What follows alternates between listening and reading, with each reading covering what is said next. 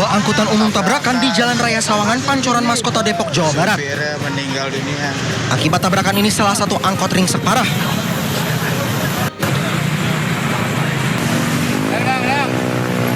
Tidak hanya itu, sang sopir meninggal dunia di tempat kejadian akibat terjepit badan mobil angkot yang ringsek. Dia dari Depok, langsung nganan aja, dianya nabrak saya. Ini mah nggak apa-apa, berhenti saya. Kecepatannya emang kencang, Bang? Kencang. Abang bawa penumpang? Bawa. Selain satu orang tewas, 2 diantaranya mengalami luka dan langsung dilarikan ke rumah sakit terdekat. Sementara insiden ini langsung ditangani pihak unit laka Satlantas Polres Metro Depok. Dari Depok, Jawa Barat, Iung Rizky, iNews melaporkan.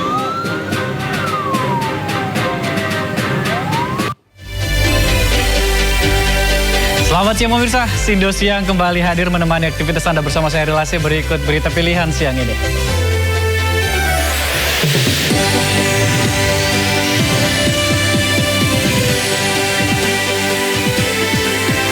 Sempat viral di media sosial, pihak Istana bantah Haji Isam jadi koordinator penanganan Karhutla Kalimantan.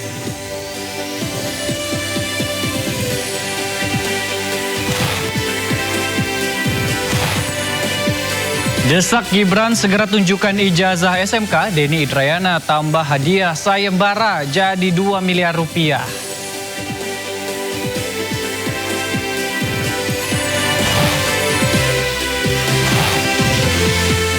Tak kebal tekanan internasional, Zionis Israel serang pengungsian di Gaza Tengah, 1 orang syahid.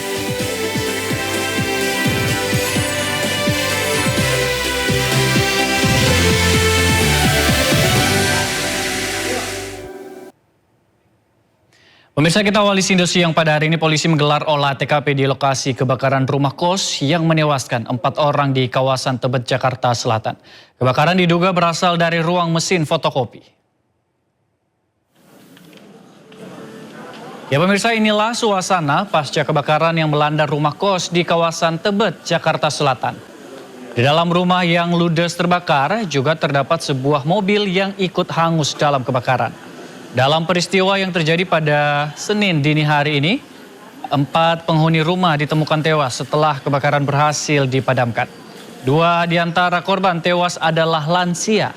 Polisi langsung memasang garis polisi untuk mengamankan dan mencari penyebab pasti musibah kebakaran ini.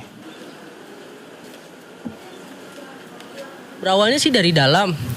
Dari dalam ini dari garasi. Yang kalau garasi ini kan fotokopi. Berawal dari situ sih.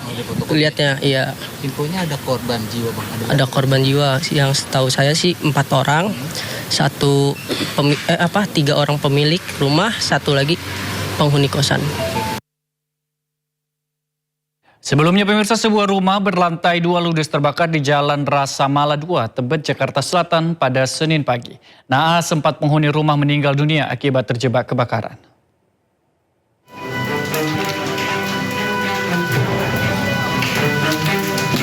Kobaran api dengan cepat melahap sebuah rumah berlantai 2 di Jalan Rasa Mala 2, Tebet, Jakarta Selatan. Pak, ada punya tangga nggak, Pak? Ada orang di sini, Pak.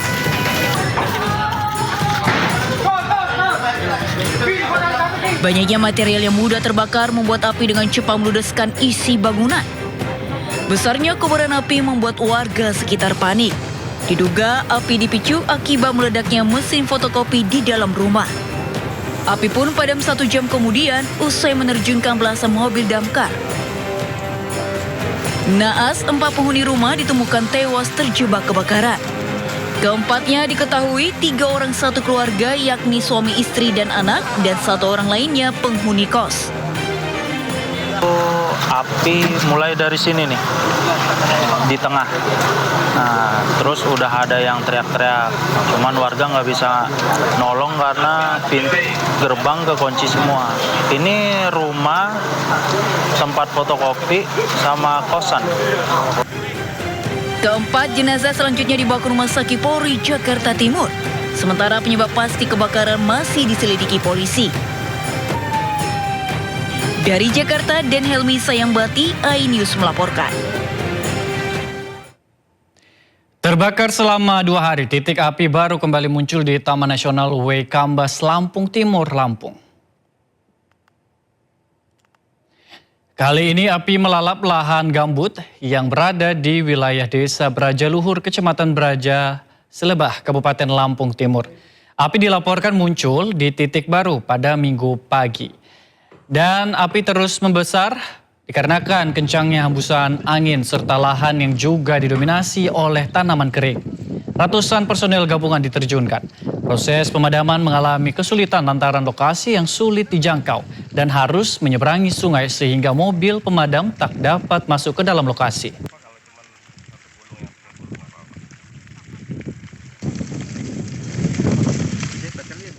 Pemirsa, kebakaran lahan terus melanda Taman Nasional Waikambas, Lampung Timur, Lampung sejak Jumat siang. 250 personel gabungan dikerahkan untuk memadamkan api.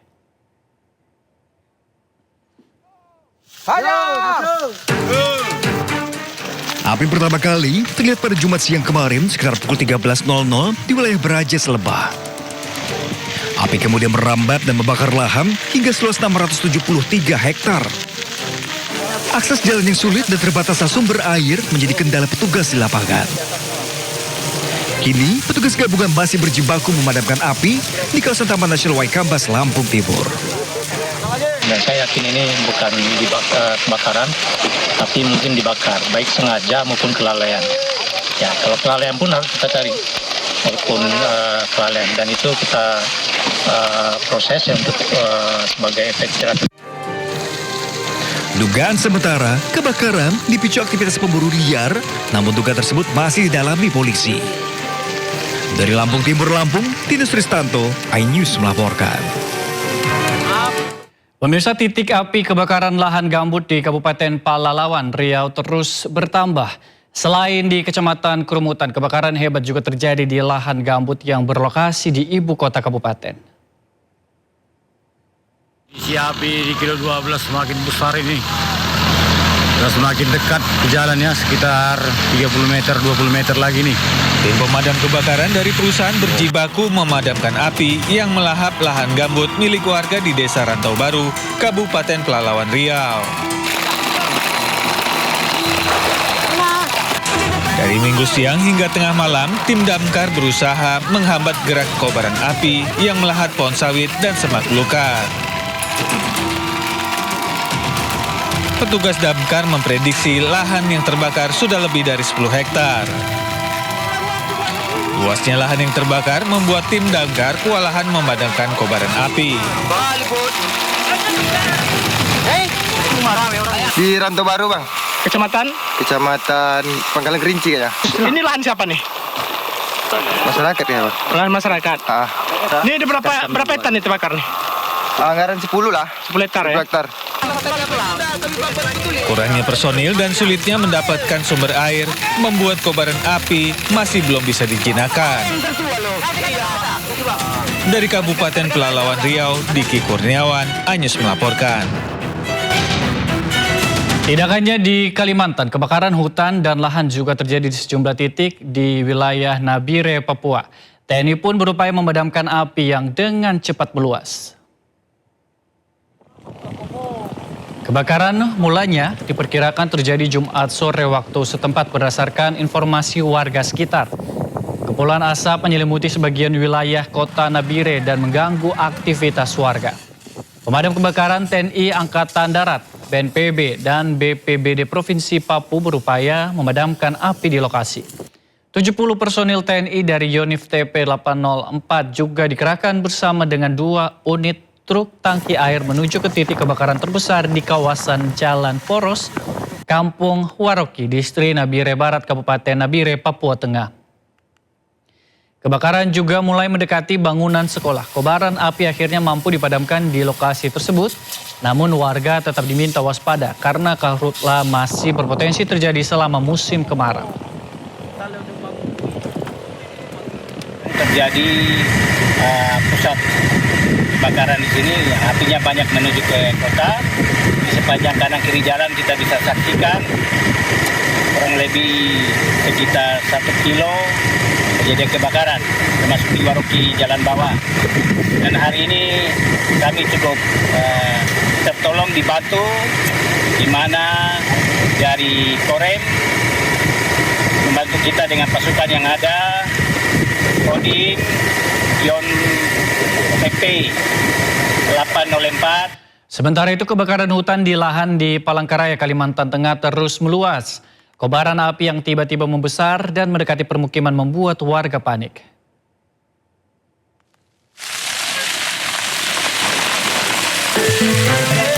Di tengah musim kemarau, kebakaran hutan dan lahan di Palangkaraya, Kalimantan Tengah terus meluas pada Minggu malam.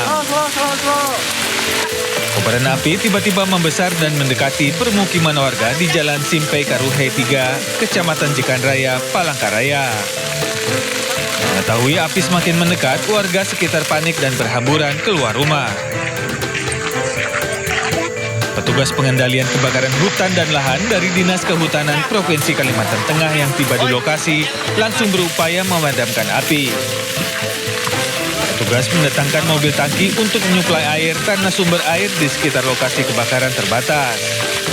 Hingga tengah malam, petugas masih berjibaku memadamkan api yang membakar lahan. Iya, kekhawatiran warga itu kan karena di sini kan ada komplek perumahan juga dan api itu kan kelihatan besar dan takutnya menyebar ke arah dan ada angin juga kan. Sangat terganggu karena mengganggu pernapasan terutama anak-anak. Debu juga nggak bisa buka pintu rumah karena banyak itu abu-abunya itu di teras-teras rumah masuk ke dalam rumah. Warga sekitar terus berjaga untuk mengantisipasi jika api kembali membesar dan merambat ke arah rumah mereka. Dari Palangkaraya, Kalimantan Tengah, Ade Sata, iNews melaporkan. Kebakaran hutan dan lahan saat musim kemarau dan cuaca panas di Palangkaraya, Kalimantan Tengah terus terjadi. Petugas berjibaku melakukan pemadaman lebih dari 5 hektar lahan yang terbakar di tengah kabut asap pekat.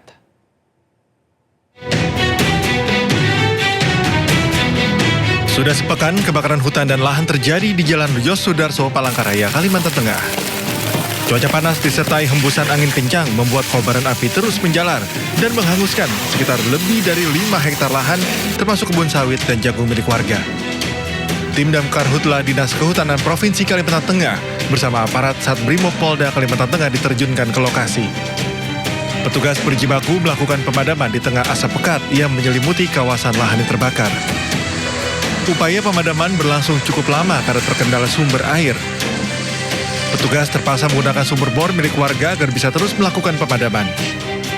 Petugas menduga kebakaran lahan terjadi akibat ulah oknum yang tidak bertanggung jawab membuka lahan dengan cara dibakar. Ya, untuk kendala yang pastinya sumber air, Pak. Karena kemarau sudah panjang. Ini pun kami menggunakan sumber bor warga untuk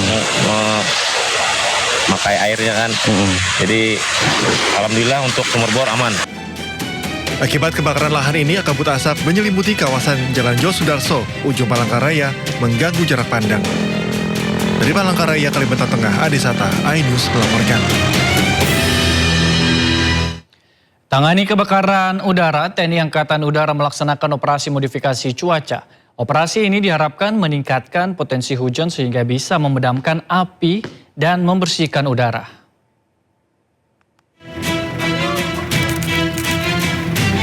Dengan menggunakan pesawat Kasa NC-212, TNI Angkatan Udara menjalankan misi modifikasi cuaca di wilayah Ibu Kota Nusantara IKN.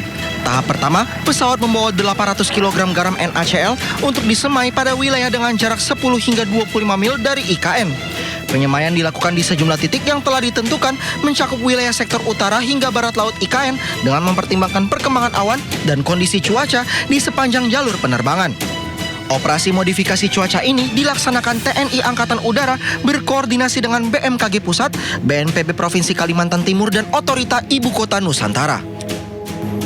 Diharapkan dengan modifikasi cuaca ini bisa segera meningkatkan potensi hujan sehingga bisa memadamkan titik-titik api kebakaran serta membersihkan udara dari kabut asap. Di tengah kepungan asap akibat kebakaran hutan dan lahan, warga Sampit, Kalimantan Tengah bertahan di rumah mereka. Para warga mulai terserang penyakit pernapasan akibat kepulan asap karhutlah.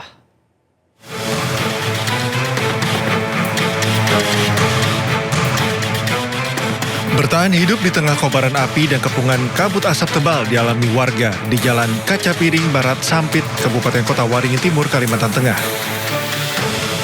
Warga terdampak yang tetap bertahan mengaku mengalami sesak napas.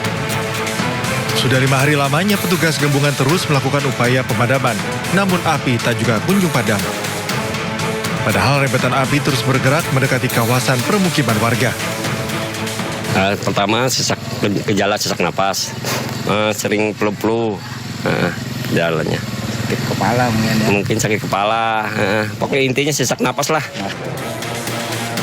Situasi yang sama juga dirasakan warga lainnya di kawasan ini meskipun kabut asap terasa lebih tipis. Warga tetap berjaga-jaga secara bergiliran selama 24 jam penuh.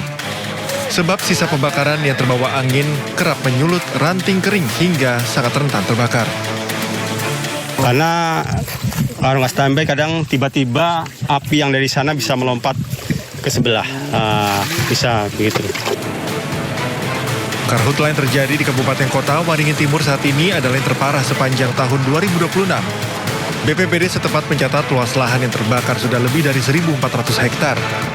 Luasan itu dipastikan akan terus bertambah mengingat karhutla masih terus terjadi dan titik-titik baru semakin bertambah. Dari Kabupaten Kota Waringin Timur, Kalimantan Tengah, Normansyah, iNews melaporkan. Sementara itu pemirsa, warga di Palangkaraya, Kalimantan Tengah menggelar salat istisqo atau salat meminta hujan pada Minggu pagi. Doa bersama digelar di tengah karhutla dan kabut asap yang masih melanda sejumlah wilayah. Salat istisqo digelar di kawasan Bundaran Besar Tawalang, Palangkaraya dan diikuti masyarakat bersama sejumlah unsur terkait. Mereka memanjatkan doa agar hujan segera turun dan membantu mengatasi karhutla. Di sisi lain, upaya pemadaman karhutla terus dilakukan Satgas, baik melalui operasi darat maupun dukungan helikopter waterbombing. Hujan diharapkan dapat membantu memadamkan api dan mengurangi kabut asap. Semoga keadaan bisa menjadi baik seperti semula, terus juga tidak ada asap, terus semua aktivitas masyarakat bisa lancar seperti biasa. Sementara itu pemirsa, unggahan ucapan ulang tahun untuk istri Gubernur Kalimantan Tengah menjadi sorotan. Unggahan tersebut menuai kritik karena dinilai tak tepat di tengah bencana karhutla yang melanda. Ucapan selamat ulang tahun untuk Aisyah Tisia Agustiat, istri Gubernur Agustian Sabran, diunggah akun resmi Disbudpar Kalimantan Tengah 2 hari lalu pada 21 Agustus 2026. Ucapan ini pun langsung menjadi perhatian karena muncul ketika Kalimantan Tengah sedang dilanda kebakaran hutan dan lahan. Netizen pun mempertanyakan empati dan relevansi publikasi ucapan ulang tahun di tengah darurat karhutla.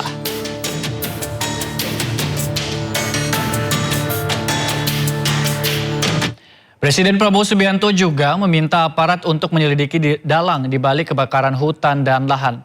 4 perusahaan diduga bertanggung jawab atas kebakaran yang terjadi di penjuru Kalimantan.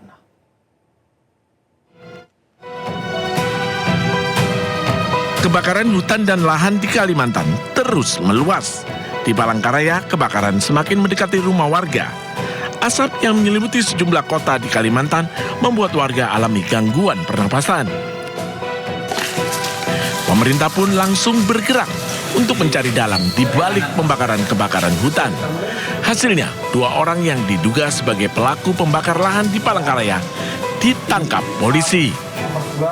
Saat ini yang sedang kita lakukan melakukan pemadaman, sekaligus juga melakukan penyelidikan, investigasi terkait dengan peristiwa yang terjadi. Ini beberapa nama juga kita amankan. Sementara itu, dalam rapat koordinasi yang digelar di Kalimantan Barat, Presiden Prabowo Subianto meminta untuk menindak tegas seluruh pihak yang terlibat dalam kebakaran hutan.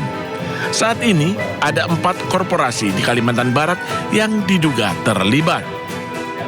Bila mana ditemukan ada tindak-tindak pidana yang memang melanggar dan menyebabkan terjadinya kebakaran, itu harus ditindak baik perorangan maupun korporasi-korporasi. Tadi dilaporkan ada 4 korporasi yang sedang dalam proses penyelidikannya. Nantinya, Bila diputuskan bersalah, pemerintah akan mencabut izin perusahaan. Sementara bagi perorangan, sanksi pidana dengan maksimal 9 tahun penjara menanti pelaku pembakaran. Tim Liputan iNews melaporkan. Sementara itu pemirsa, terkait penegakan hukum, Barreskrim Polri telah menetapkan 72 tersangka pembakar hutan dan lahan di berbagai wilayah di Indonesia.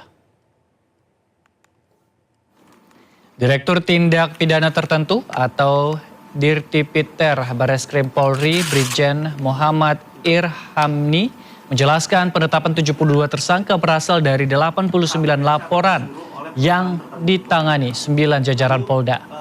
Polri akan terus menindak tegas para pelaku penembakan lahan demi menjaga kelestarian lingkungan dan keselamatan masyarakat dari ancaman bencana kabut asap. Penyidik telah melakukan penyitaan barang bukti. Ini telah melaksanakan kegiatan proses penyelidikan dan penyidikan dengan jumlah tersangka kurang lebih yang sudah ditetapkan adalah 72 orang tersangka perorangan, yang mana proses penyelidikan dan penyidikan tersebut adalah melakukan penyelidikan dan penyidikan di titik-titik api yang terjadi di lapangan. Setelah tadi ada hotspot, kemudian dicek, ternyata benar ada kebakaran, dan kebakaran itu patut diduga adanya kesengajaan pembakaran oleh pihak-pihak ataupun orang-orang yang ada di lokasi TKP tersebut. Sesuai hasil pemeriksaan tersangka dan para saksi, memang kebanyakan mereka sengaja membuka lahan, kemudian melakukan pembakaran. Ini kan musim kemarau akibat El Nino yang sangat panjang dan sebagainya. Dia untuk mempermudah untuk pembukaan lahan tersebut biasanya sudah ditebang mereka mulai dari Riau, Jambi, Kalbar, Kalsel, Kalteng. Itu sudah 3 bulan atau 4 bulan lalu. Itu mereka sudah tebang, makanya di situ ada parang, ada alat-alat untuk melakukan penebangan kawasan lahan yang sudah terbuka sebenarnya. Karena untuk membersihkan, untuk dilakukan land clearing kan mahal kalau menggunakan alat, apalagi BBM juga mahal sekarang, menggunakan sewa alat juga mahal. Yang paling mudah adalah dibakar.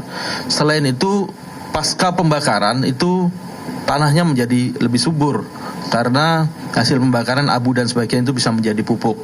Makanya ini menjadi favorit untuk mereka melakukan modus seperti ini. Pemirsa, Istana bantah adanya isu pengusaha Andi Syamsuddin Arsyad atau Haji Isam ditunjuk jadi koordinator tangani kebakaran hutan dan lahan. Pemerintah memang meminta semua pihak membantu penanganan karhutla, namun tidak ada penunjukan khusus ke Haji Isam. Tidak ada. Tidak benar itu. Tidak benar itu. Tidak benar. Berarti itu cuma Mas ya, isu aja ya Mas ya? Enggak, siapa yang menghembuskan isunya ya? Di media sosial itu kan sampai trending gitu, tapi ya memang nggak ada. Medsos kan banyak trending, tapi kan belum tentu itu yang benar itu lah jadi masalah. Oke, bahwa semua pihak diminta ikut membantu, ya.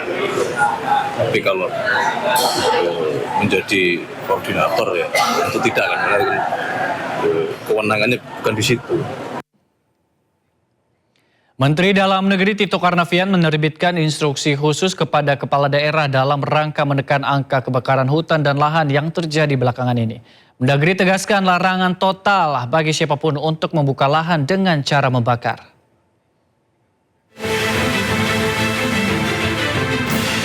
Menteri Dalam Negeri Tito Karnavian menekankan aturan pelarangan buka lahan dengan cara membakar yang berlaku bagi seluruh kepala daerah, mulai dari gubernur, bupati, hingga wali kota. Berbeda dengan aturan sebelumnya, kini tak ada lagi pengecualian termasuk untuk alasan adat istiadat. Tito menyampaikan bahwa instruksi ini sudah diterbitkan pada 22 Agustus 2026. Instruksi ini juga selaras dengan instruksi yang dikeluarkan oleh Menteri Lingkungan Hidup. Pada pelaku pembakaran saya mengeluarkan instruksi Mendagri nomor 1 tahun 2026 yang intinya adalah melarang kepada kepala daerah ya, bupati, gubernur, wali kota melarang pembukaan lahan dengan cara membakar tanpa kecuali. Kalau kemarin kan ada kecuali masalah adat itu, sekarang tanpa kecuali. Itu kan situasi darurat. Situasi darurat yang kita juga harus extraordinary, ya. diskresi kita harus lakukan. Tito juga mengungkap strategi pemerintah dalam menghadapi karhutla.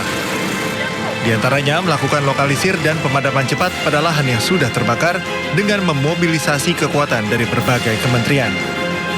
Tim Liputan iNews melaporkan.